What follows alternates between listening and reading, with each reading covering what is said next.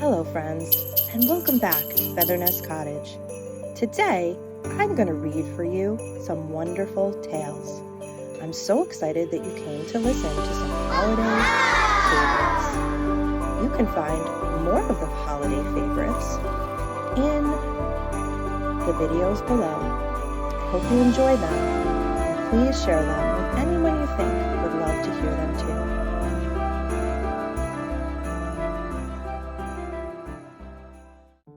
The Night Before Christmas, illustrated by Douglas Gorsline. 'Twas the night before Christmas, when all through the house not a creature was stirring, not even a mouse. The stockings were hung by the chimney with care, in hopes that St. Nicholas soon would be there.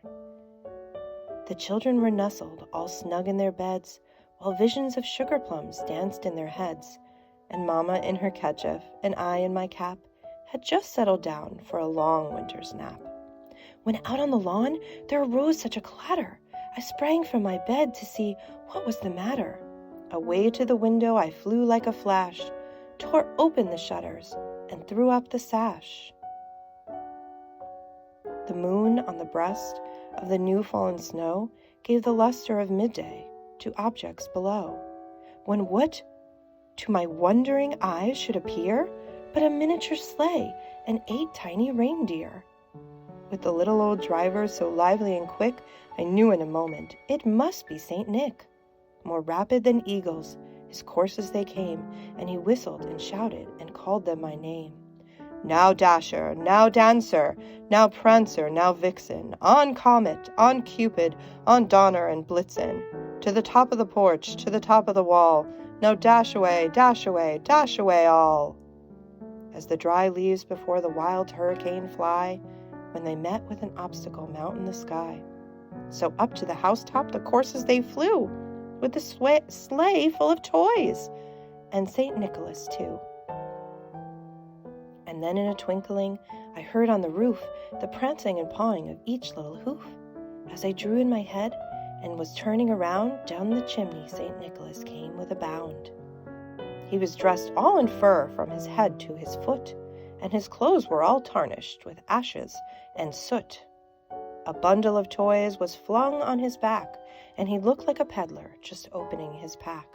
His eyes how they twinkled, his dimples how merry, his cheeks were like roses, his nose like a cherry, his droll little mouth was drawn up like a bow, and the beard of his chin was as white as the snow. The stump of a pipe he held tight in his teeth, and the smoke it encircled his head like a wreath. He had a broad face and a little round belly that shook when he laughed like a bowl full of jelly. He was chubby and plump, a right jolly old elf, and I laughed when I saw him, in spite of myself. A wink of his eye and a twist of his head soon gave me to know I had nothing to dread. He spoke not a word, but went straight to his work, and filled all the stockings, then turned with a jerk, and laying his finger aside of his nose, and giving a nod, up the chimney he rose. He sprung to his sleigh, to his team gave a whistle, and away they all flew like the down of a thistle. But I heard him exclaim, ere he drove out of sight, Happy Christmas to all, and to all a good night. The end. And so snip, snap, snout, this tale is all told out. And if you'd like, you can listen to it again. Bye, friends. Come back and visit me anytime you'd like at Feathernest Cottage. I'll always be here waiting. Well, thanks for listening to the tale, friends. And remember, live what you love and love what you live. You're amazing, you know. Yes, you, just the way you are.